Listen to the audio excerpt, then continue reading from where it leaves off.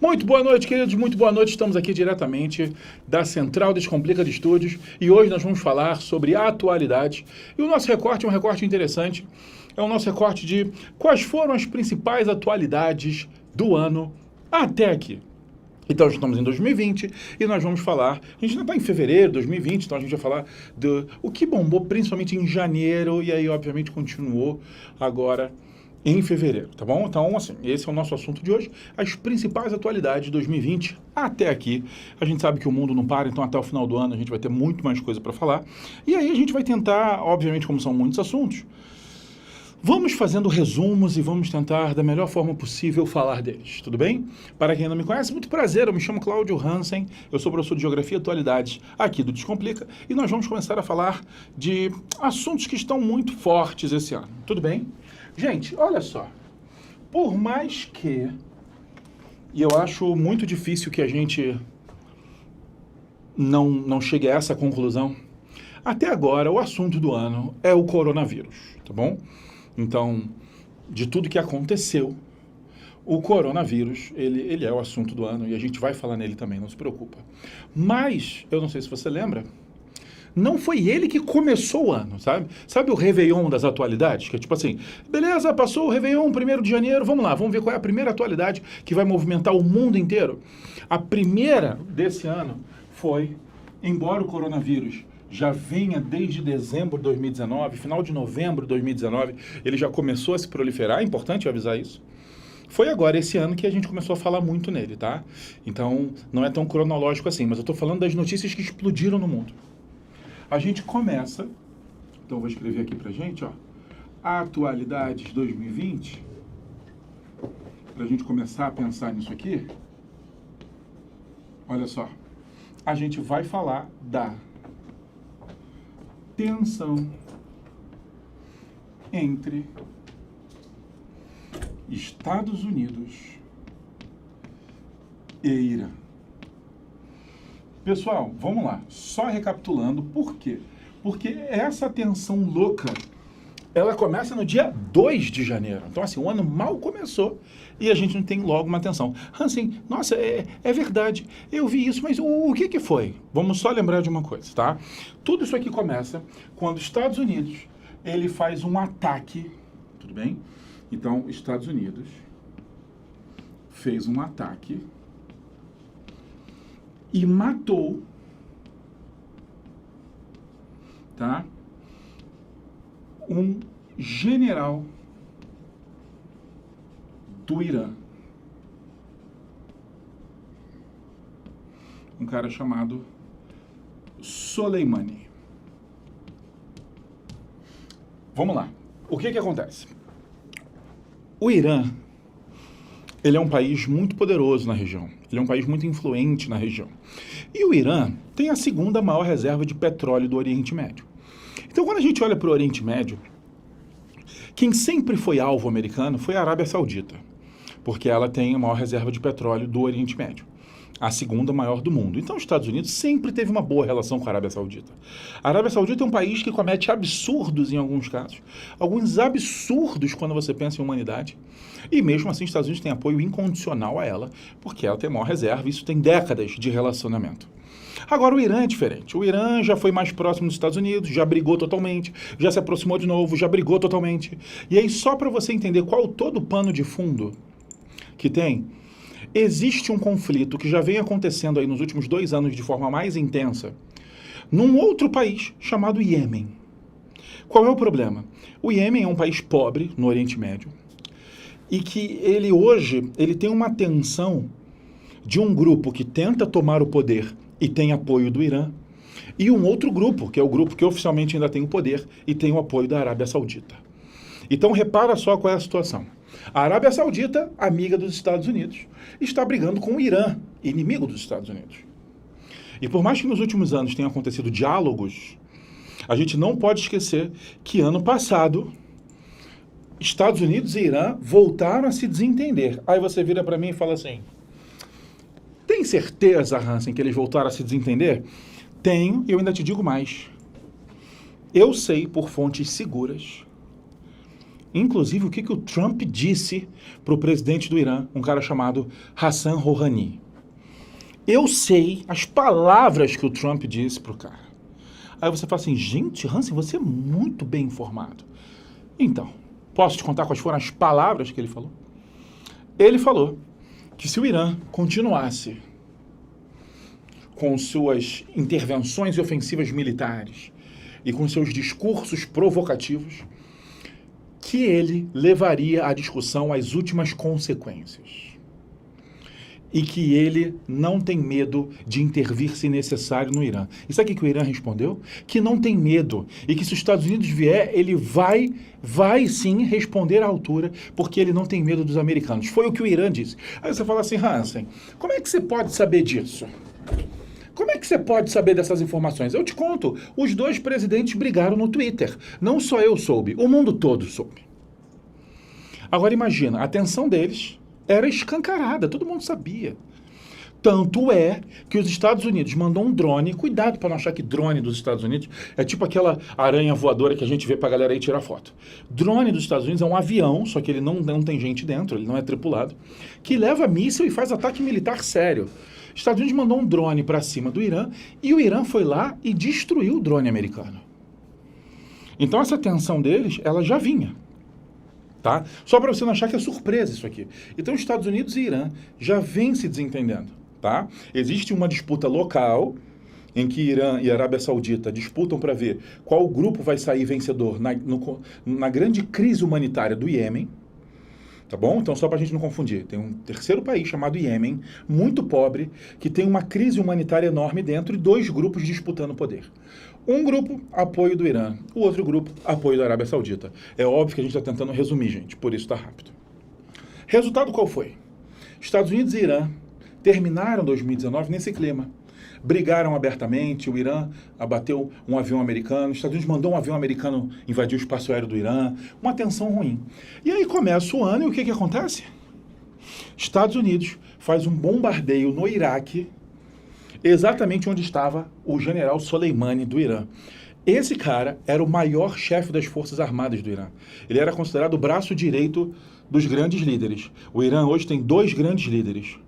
O presidente, Hassan Rouhani, e o chefe da igreja. Nunca esqueça que o Irã é uma teocracia. Isso quer dizer que a igreja é o centro do poder. Só não é uma igreja como a nossa católica. A gente tem a mania, ou até protestante, a gente tem a mania de ouvir igreja e pensar na nossa. Não. A religião está no centro, eles são muçulmanos, eles são islâmicos xiitas. Tudo bem? Então, lá está o poder. E aí o seu grande líder é o Ayatollah Khamenei. Tá? Então, o Irã tem esses líderes. E o Soleimani era um dos caras mais importantes do país. Chefe do exército, braço direito dos líderes. Então foi uma perda muito grande. O Irã falou que ia responder à altura e fez o quê? Devolveu os bombardeios. Ele bombardeou bases americanas. Então, primeiro, a gente não pode esquecer que os Estados Unidos, ele realmente atacou. E aí depois, o Irã bombardeou bases americanas. Tá? E aí aqui eu tenho uma coisa estranha para te falar e uma coisa extremamente triste para te falar. Geralmente, quando os Estados Unidos ele é atacado, como foi, os Estados Unidos atacou primeiro, aí o Irã retalhou. Mas os Estados Unidos ele não fica quieto. E a gente achou estranho que o Trump, depois das bases atacadas, ele ficou calmo, ele não falou mais em guerra, ele não atacou de novo, ele falou em fazer sanções econômicas. Então, assim, a gente vai cortar relações econômicas, a gente vai dificultar o comércio do Irã. E ele minimizou os ataques. E o Irã também deixou para lá. E em nenhum momento falou em atacar os Estados Unidos. Em nenhum momento ele falou em atacar civis, o que foi muito importante. Essa foi a melhor parte do discurso do Irã, foi que ele não atacaria civis. Não vai atacar uma cidade aleatória, tá? Isso é minimamente digno. Então aí começa uma suspeita. Por que uma suspeita? Porque o que todo mundo achou que fosse ser tipo uma guerra, porque eles começaram a se bombardear, acabou quase sendo uma distração. Por que uma distração? Tá? Primeiro, porque em meio a isso tudo, o Trump estava em processo de impeachment. Não sei se você soube disso. Estava no meio do processo do impeachment do Trump, que eu já te adianto, eu já vou dar um spoiler final. Ele não foi para frente. O Trump não é mais julgado, ele não está mais em risco de impeachment. Estados Unidos agora bomba na corrida presidencial. É isso que está acontecendo. Os Estados Unidos está bombando na corrida presidencial. Está todo mundo nas prévias para saber quem vão ser os candidatos. Então isso aqui passou, mas na época isso aqui estava muito em alta. Muito em alta. E essa estratégia não é só do Trump.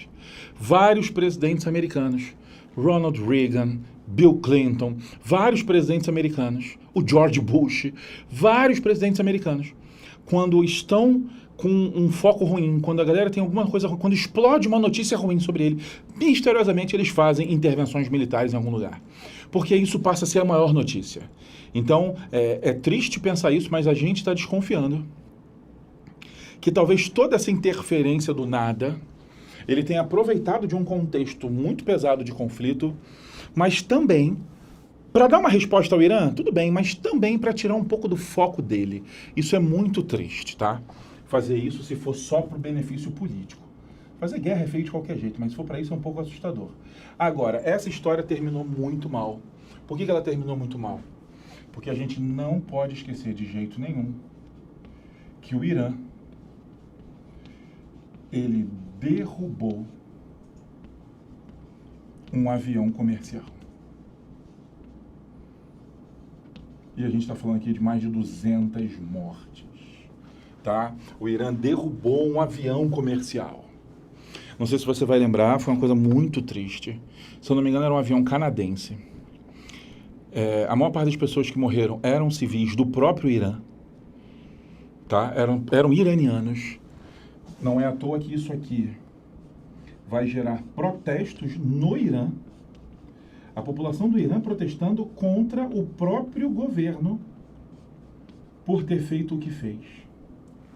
Então, olha só o que aconteceu. Vamos lá. Um avião saiu do aeroporto e simplesmente explodiu e caiu. É óbvio que as pessoas começaram a desconfiar e o Irã falou, não, eu não fiz nada. Não, a gente não fez nada. Não, a gente não atacou. Esse era o papo. Só que começaram a aparecer vídeos. O próprio New York Times divulgou um vídeo em que mostra o avião recebendo um ataque antes de explodir. E aí, dias depois, o Irã foi lá e assumiu que foi ele. Que foi um erro humano e que alguém achou que era um míssil e foi lá e destruiu o avião. Então levou dias, sabe? Uma coisa muito pesada, muito civis, crianças, todo mundo no meio. Aquilo foi muito pesado. Não é à toa que gerou tanto protesto. Foi uma coisa muito difícil para o próprio Irã. Pegou muito mal para o Irã. Ele até recuou. Essa história terminou com um saldo bem negativo. E aí, toda essa história, ela é muito pesada, ela é muito ruim, mas ela nos leva a lembrar de uma coisa. Estados Unidos, num outro conflito com o Irã, fez a mesma coisa. Destruiu um avião comercial, argumentando que achava que era um míssil. Em resumo, já passou da hora da gente aprender com a história. Primeiro, essas suspeitas de guerra por interesse próprio. Segundo, de novo, vou derrubar um avião comercial. Será que se a gente tivesse feito uma punição maior para os Estados Unidos, talvez isso inibiria outros casos? Será que, de novo, o que aconteceu com o Irã? Nada, não aconteceu nada. Ele assumiu e é isso aí. Será que isso não permite que mais países se sintam livres para abater qualquer ameaça sem verificar a fundo? Para ter risco de outro avião cair? Será? Me parece que a mensagem é essa. Eu não vi nada muito grave acontecendo e deveria ter acontecido. O mais grave foi o protesto da própria população. Resultado, a relação entre eles está abalada e isso aqui foi o que começou o mundo. Tudo bem? Vou aproveitar o cantinho aqui para lembrar para você outras duas notícias. Essas eu não vou falar, só vou botar aqui para a gente lembrar. Tudo bem? Olha só, em janeiro agora, a gente viu gravíssimos incêndios na Austrália. A gente tem que lembrar disso. Por que a gente tem que lembrar disso? Porque o Brasil, em 2019, sofreu muito com as queimadas na Amazônia. Vocês lembram disso? Que a NASA estava vendo os focos de incêndio. E a gente não pode esquecer que em 2019 e 2018 a gente sofreu com os incêndios na Chapada dos Veadeiros, 2 anos seguidos. Já passou da hora da gente não permitir isso acontecer de novo. Então, apesar do incêndio ser na Austrália, ele passa a ser um assunto importante, uma vez que no Brasil também sofremos com a mesma coisa. Então ele acaba sendo um gatilho para uma questão. Então é super importante você lembrar disso. Foi bem intenso a questão do incêndio na Austrália, não só porque ele foi grande, como dezenas de pessoas morreram. Então algumas pessoas morreram, então isso torna muito pior. E aí tem um dado que eu acho muito alarmante, tá? Muito alarmante, de verdade. Dezenas de pessoas morreram, mas alguns animais também morreram. Só para você saber, a gente não faz nada nessa vida sozinho. Eu estou aqui com o Henrique, que está me ajudando na transmissão. Certo, Henrique? Henrique, você sabe quantos animais foram calculados que morreram nesse incêndio? Algo perto de 500 bilhão de animais. 500 bilhão de animais. A gente está falando de 500 milhões de animais mortos. Porque você está falando de incêndio na floresta. O país é desértico. Então, muitos animais não conseguem viver na maior parte do país que é desértico. O deserto de Outback. Logo, as partes mais florestais, um pouquinho, elas são muito habitadas. Então, a gente está falando de um desastre ambiental gravíssimo. E eu gostaria de lembrar disso aqui. Em janeiro, nós convivemos, aí, olha o estudante sofrendo de crise de ansiedade, sem brincadeira, não estou zoando. Os erros nas notas do Enem. Tá? Isso aqui foi uma covardia. O método como tudo foi tratado, a simplicidade com que deram para os erros do tipo, gente, saiu errado. Como se fosse algo assim, tipo, gente, saiu errado. Não, vamos ajeitar. E aí teve liminar, teve uma série de coisas, foi um processo muito, muito ruim.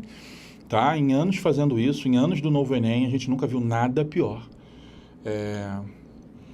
Porque o que as pessoas não entendem é que não é um resultado qualquer.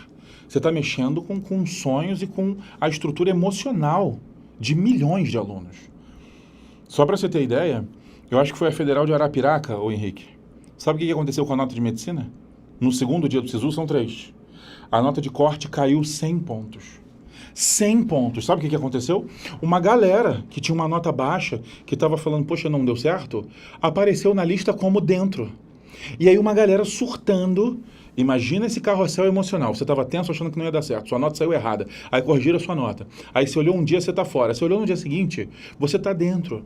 E aí pronto, você está cheio de esperança, você está louco, já contou para todo mundo. No outro dia, a nota de corte aumentou mais de 100 pontos. Isso não existe, gente. Não existe essa nota de corte de 100 pontos. E aí a pessoa que estava dentro num dia, no dia seguinte ela está 100 pontos abaixo. Gente, você está falando de uma tensão muito grande, uma pessoa que abdicou de muita coisa para estudar. E nunca esqueça que isso interfere na estratégia da pessoa de escolher qual faculdade. Tá? Se você precisa de ajuda nesse sentido, não se preocupa, porque aqui no Descomplica a gente tem várias aulas sobre metodologia de estudo. Então, como estudar melhor, como montar um cronograma. A gente faz vídeos e conteúdos sobre como se inscrever no SISU. A gente faz uma série de coisas sobre estratégias. E a gente entende, até pelo convívio que a gente convive muito. Como que isso aqui foi muito traumático. Então, acho importante a gente ter mais cuidado nesse processo. Por quê? Porque é um processo todo feito online. É um processo que ninguém vê a cara de ninguém. É um processo que você só recebe um aviso no computador. E é um processo que não pode perder credibilidade. A gente não pode fazer essa prova achando que a nota vai ser de alguma forma manipulada, errada ou alguém vai se beneficiar. A gente não pode. Não pode, porque isso é um caminho muito ruim para o Enem. Ele precisa ter credibilidade. Tudo bem? Vou sair da frente. Isso é o começo. Eles estão bem, Henrique? Sim, certo. Estão tranquilos? Está tudo certo? Gente, vou apagar enquanto isso, tá? Que eu vou continuar falando de outras atualidades. Só lembrando para você que a gente está no comecinho do ano. A gente vai parar agora no carnaval. Isso quer dizer que se você quiser recuperar as aulas que já tiveram, tá? Eu só dei 3 aulas, então assim, não tem tanta coisa para recuperar. Você pode assistir a aula no modo acelerado, você também não precisa assistir tudo agora. Está muito no começo do ano, então é um período ótimo para começar a estudar. Então não esqueça que aqui no link da descrição a gente tem um link para desconto no Descomplica. Então, se você quiser assinar, se você quiser fazer parte do Descomplica, a gente vai ter o maior prazer de te receber, mas assina por aqui que está mais barato que no site, tá bom? É um descontinho bom, tá? Vou apagar aqui, tá, gente? Vamos continuar. Henrique, tá tudo em paz? Certo. Gente, vamos lá. E aí vamos chegar à grande notícia do ano, né? Sem dúvida nenhuma, a grande notícia do ano se chama coronavírus. Tá bom? Vamos lembrar o coronavírus. O que foi isso, gente? Muita gente nem estava entendendo o que estava acontecendo, tá? Muita gente não estava entendendo do que estava todo mundo falando, até que a notícia cresceu e, misteriosamente, agora ninguém fala mais.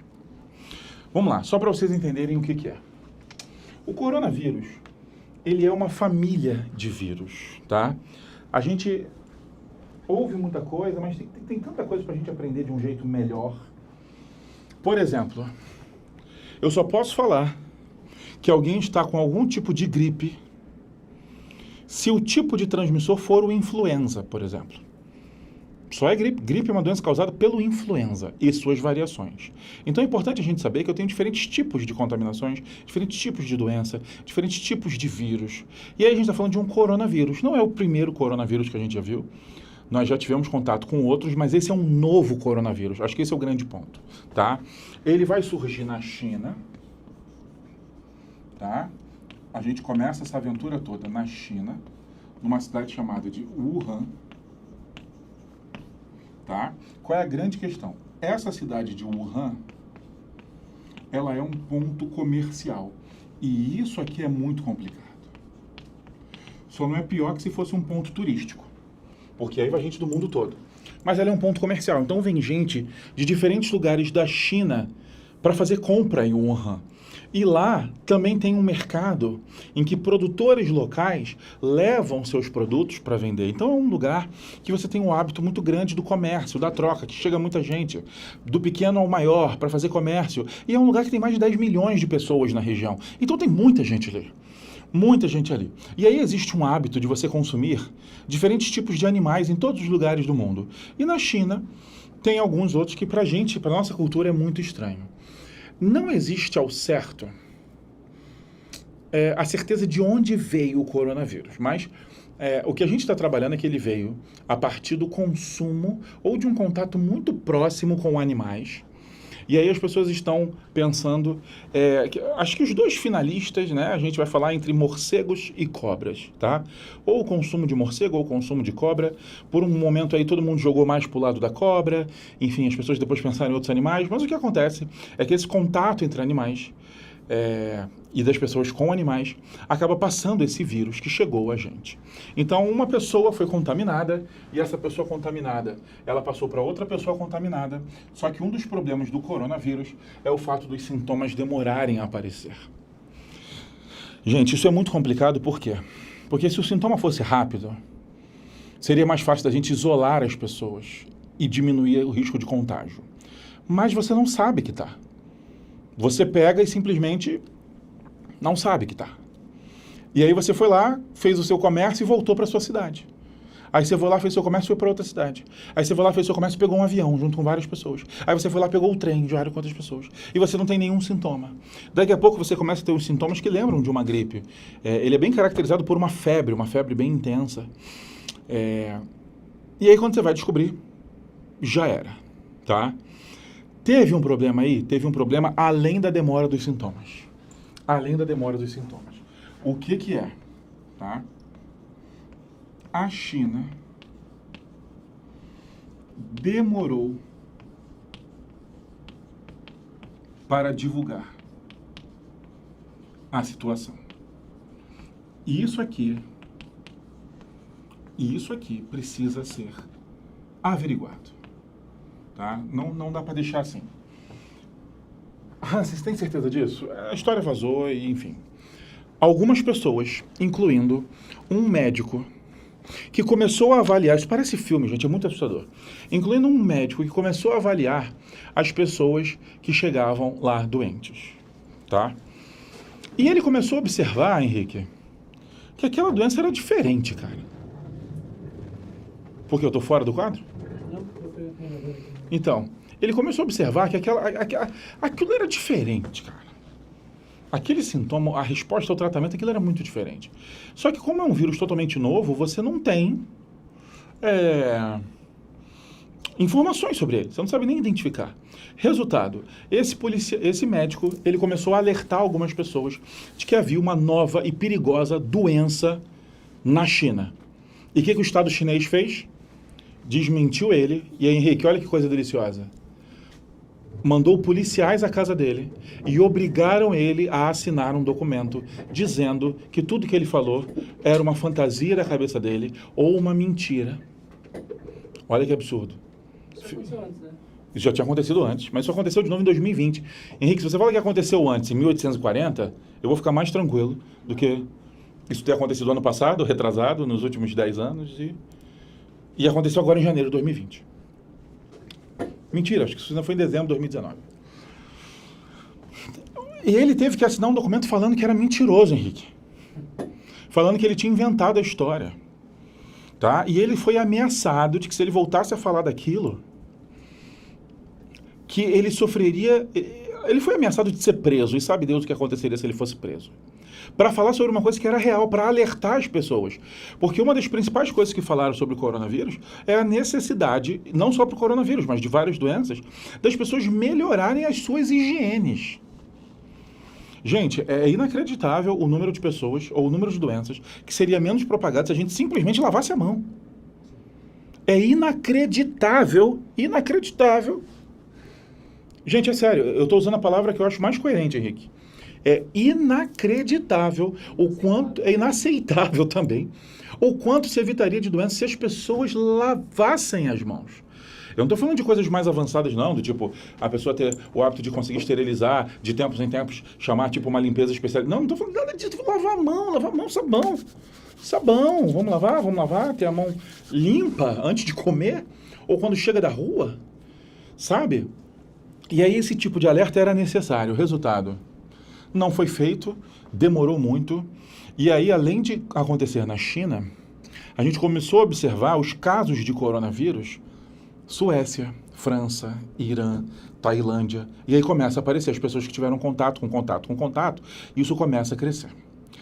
A parte boa que eu tenho para falar para você hoje, a parte boa, é que hoje, se eu não me engano, tem 7 horas que isso foi noticiado. Hoje, eles conseguiram mapear a estrutura do coronavírus. Isso é um ótimo passo para combater. Isso é um ótimo passo para se criar vacinas. Isso é um ótimo passo para se saber o que fazer. Então, olha que coisa louca. A gente está combatendo e, ao mesmo tempo, a gente está estudando, porque você não sabe muito bem o que fazer. E aí, vamos lá. O que a gente aprendeu até aqui? A gente aprendeu que esse coronavírus, ele tem um contágio até alto. Não é nada assustador, tá bom? Ele é médio alto, tá? Com letalidade, ou seja, os casos que ele mata, com letalidade baixa. Algo na casa dos 2%. Algo na casa dos 2%. Qual é a grande questão? É que quando você compara o coronavírus, você fala assim, Hansen, de onde você tirou dados para falar isso? É porque eu tenho outros contágios por coronavírus. Nós vivemos 2 casos muito graves. O SARS e o MERS. Tá? O SARS tinha uma letalidade na casa de 9,5%, ou seja, de todo mundo que pegava, praticamente 10% acabava morrendo. Isso é muito complicado, gente. 10% é muito alto, muito alto. E o MERS, que atingiu o Oriente Médio, aí não a China, que tinha uma letalidade na casa dos 35%. Isso é o caos. 35% morre, isso é o caos. Isso é o caos. Tá? Isso é muito grave. Tanto é que o Oriente Médio fez umas operações muito pesadas de isolar a cidade. Ninguém entra, ninguém sai. Todo mundo é averiguado. Tá? Então, vamos lá. Apesar da letalidade ser baixa, preocupa sim. Claro que preocupa porque o contágio é alto. Então, só para você ter ideia, as primeiras pessoas que morreram, e aí eu estou falando tipo as 300 primeiras pessoas que morreram, segundo a China, elas morreram porque elas tinham outras deficiências imunológicas. O que eles quiseram dizer? Que ou eram pessoas de saúde debilitada ou de pessoas de idade avançada. O que a China estava tentando falar é que quem está saudável, quem está bem, quem está jovem, tem um risco de morte beirando zero. É uma coisa meio feia de falar, mas pelo menos uma boa parte da população fica mais tranquila. Mas, beleza, então a pessoa já está meio doente, então ela morre. A pessoa já está idosa, então ela morre. Então, assim, a gente não pode descansar só porque descobriu isso. Mas, em pouco tempo, o número de mortes já saiu da casa dos 300 e aí na semana passada estava na casa dos 1.520 mortes já. Então, aumentando muito. E aí, o que aconteceu hoje? Foi anunciado caso de morte no Irã. Já tinha sido anunciado caso de morte na Tailândia. Gente, uma coisa é o vírus ser pego, outra coisa é ele começar a matar. Porque a gente entende que ali pode proliferar um problema. Nesse caso, o Brasil, ele repatriou as pessoas que estavam lá, todas fizeram exames, todas ficaram em quarentena e nenhuma estava contaminada. Então, a gente não tem caso de coronavírus no Brasil. Nós tivemos suspeitas, mas nenhum caso confirmado, o que, de forma também egoísta, para a gente é muito bom. Tá? Então, para a gente é muito bom. Então, vamos só anotar aqui, ó, que o Brasil não registrou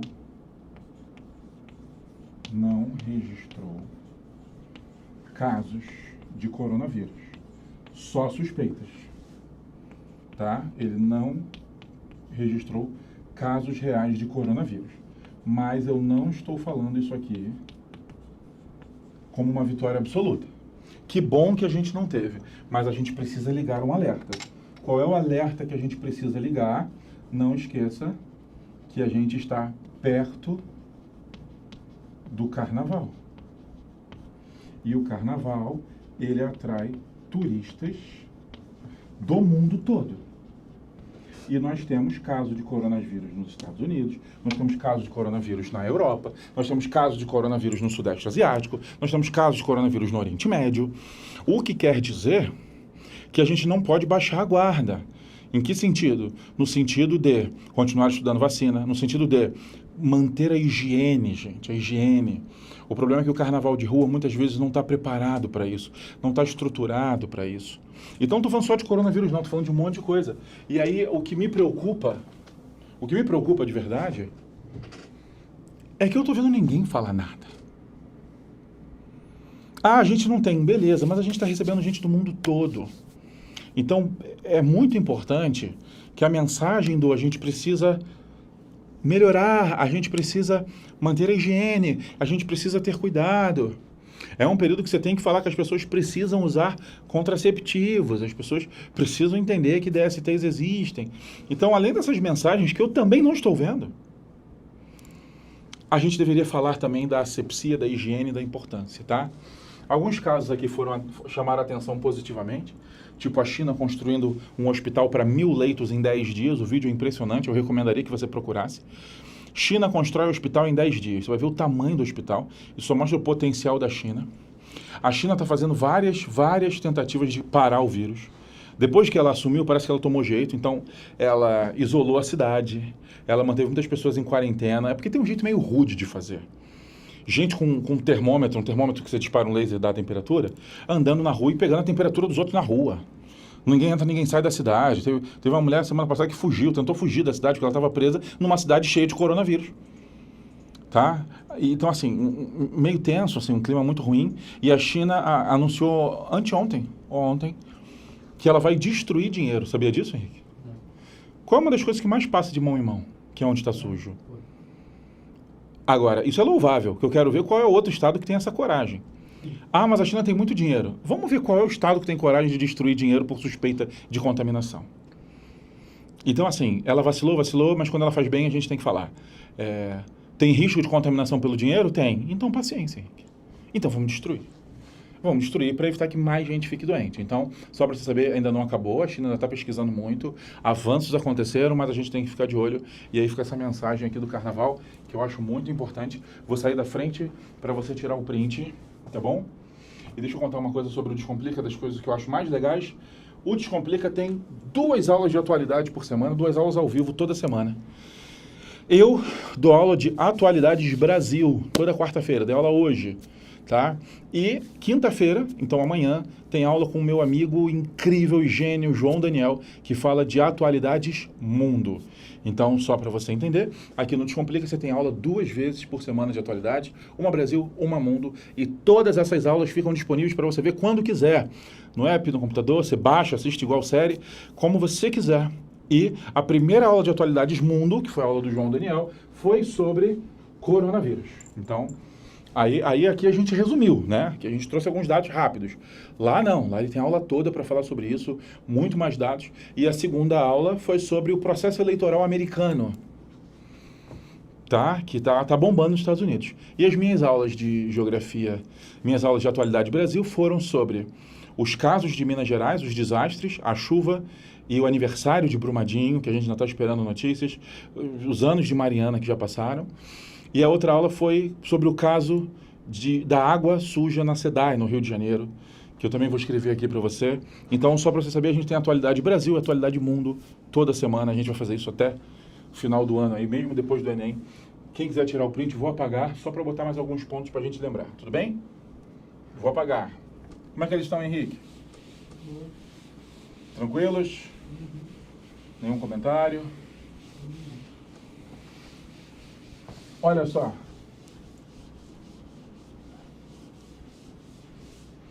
Vamos agora pegar alguns tópicos que aconteceram agora em janeiro. Óbvio que não dá tempo da gente falar de todos, mas vamos tentar. A gente tem mais quanto tempo, Henrique? Tá bom, 5 minutos a gente consegue falar um pouquinho de cada.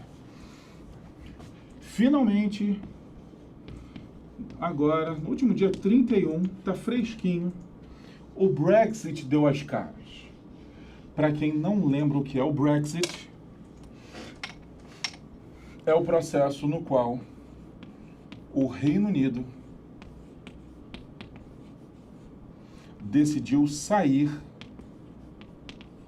da União Europeia. Tá? Ele decidiu sair da União Europeia.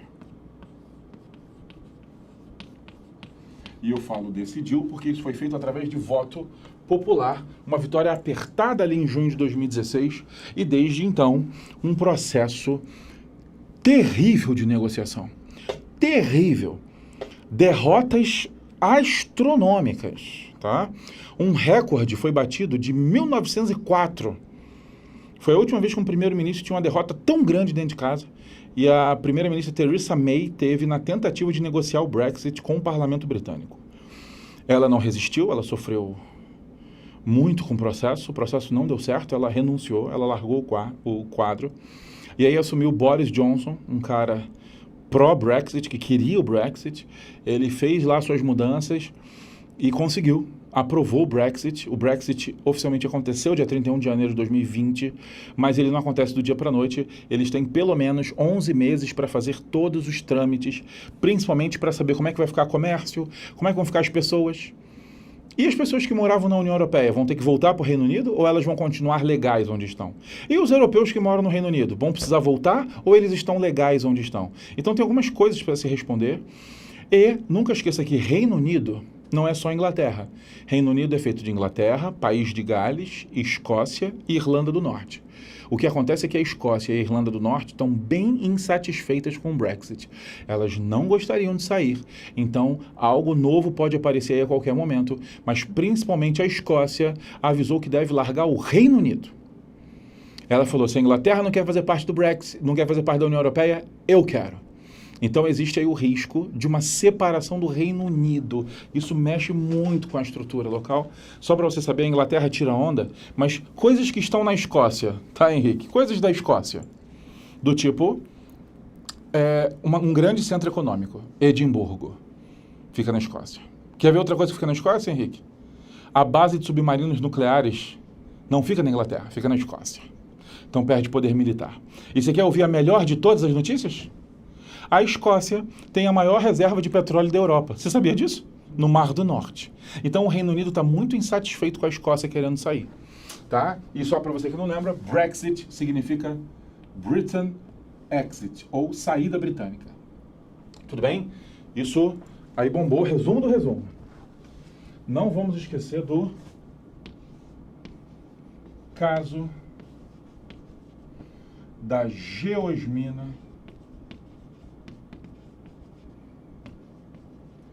na água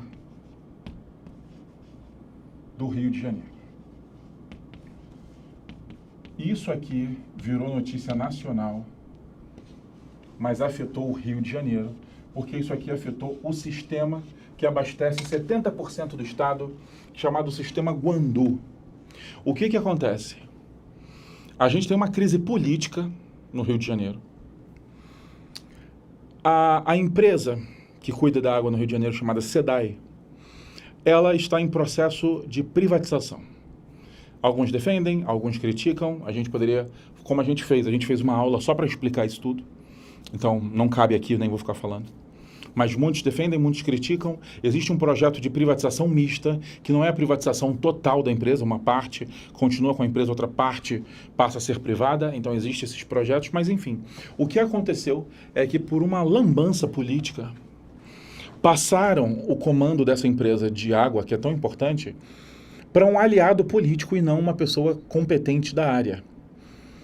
Não é à toa que esse cara, inclusive, foi demitido, e ele era uma das pessoas que estava na lista do processo de Mariana. Então, a pessoa está no processo da barragem de Mariana, a barragem do Fundão, lembra de Mariana? E ela é escolhida para ser a chefe da SEDAI, que é a empresa de águas do Rio. Resultado. Uma bactéria que existe no mundo todo, ela é responsável pelo famoso cheirinho de terra molhada, da música do Toquinho, lembra disso? O que acontece, na verdade, é que quando essa bactéria ela entra em contato com a umidade, ela libera um cheiro, que é um cheiro altamente perceptível pelo ser humano. A gente percebe ele até em 5 partes por trilhão. Isso quer dizer que onde tiver você cheira e sente o cheiro de terra molhada. Você acha que é de terra molhada? Não é, é cheiro de bactéria. Desculpa te falar isso. Mas o resultado qual é? Essa geosmina, ela libera ainda mais, a bactéria libera ainda mais geosmina quando ela morre. Só que essa bactéria está aí há mais ou menos 3,5 bilhões de anos. Ela sobreviveu ao vulcanismo, à era do gelo, à partilha de continente. Ela sobreviveu a tudo. Tudo. Mas ela está morrendo para o esgoto do Rio de Janeiro. Isso é inacreditável, tá? E no meio disso tudo, ainda teve crise de detergente, que até hoje ninguém explicou de onde veio o detergente. Então, assim, a gente está falando de um sistema de esgoto sendo jogado direto, de falta de fiscalização. Esse novo líder da SEDAI, que foi indicação política, ele demitiu o corpo técnico. Então, pessoas que cuidavam dali há 30, 40 anos foram demitidas. 20 anos, ou seja, pessoas experientes ali que cuidavam daquilo foram demitidas. E desde então o caos tomou conta. Resultado disso qual é? Até hoje, melhorou sim um pouco, mas até hoje, mais de um mês, as pessoas têm água com cheiro de barro, gosto de barro. E quem pode comprar água mineral? Quem não pode tá todo dia tomando banho, escovando o dente, bebendo água, café, suco, tudo com gosto de barro, com gosto de terra. Principalmente, obviamente, a camada mais pobre. Obviamente a camada mais pobre, que não pode ficar comprando água mineral. Então, às vezes não compra porque não tem. E ainda o mercado ficou tão instável que ainda faltou água para comprar. Enfim, acho isso é muito importante da gente lembrar. E a última coisa, porque o tempo não me permite mais, é que o estado de Minas Gerais teve um janeiro de se esquecer. Tá? O estado de Minas Gerais que mostrou resultados bem otimistas na economia, atraiu investimento. Então, assim, o estado de Minas Gerais vivia uma crise financeira assustadora. Ainda está mal, mas ele melhorou muitas coisas. Então, a notícia é boa. Houve uma melhora. Então, os mineiros estão trabalhando para melhorar. Só que a gente, só em janeiro agora, a gente viveu um ano de Brumadinho, com tanta coisa a se responder ainda. Com tanta coisa a se responder. Um ano de Brumadinho, mais o caso das chuvas terríveis que caíram em BH, causando 54 mortes por causa da chuva, mesmo tendo vários relatórios que indicavam que algumas áreas, várias das que as pessoas morreram, estavam instáveis, ou seja, o meio ambiente sendo negligenciado. Só lembrando que as chuvas, né, só puxar uma setinha, agora em fevereiro, tá? Uma semana e pouco atrás, nós tivemos um caso terrível de chuvas em São Paulo. A gente não tem tempo para discutir isso aqui hoje, mas entraram numa pilha de culpar a chuva. Não, a chuva que foi terrível. E as pessoas não perceberam quanto de erro a gente comete com o meio ambiente. Eu vou sair para o print, porque o nosso tempo acabou. Eu adoraria ter mais tempo para falar com vocês, mas é isso. Acabou o nosso tempo. Muito obrigado, você que assistiu, muito obrigado pela audiência. Eu me chamo Cláudio Hansen, eu sou professor de Geografia e Atualidade do Descomplica. Henrique, muito obrigado que me acompanhou. Gente, é isso. Aqui na descrição tem um link para você assinar com desconto. Eu vou adorar receber vocês no Descomplica. A gente vai contigo até a prova, então a gente vai se conhecer muito bem. Muito prazer, um beijo, até a próxima.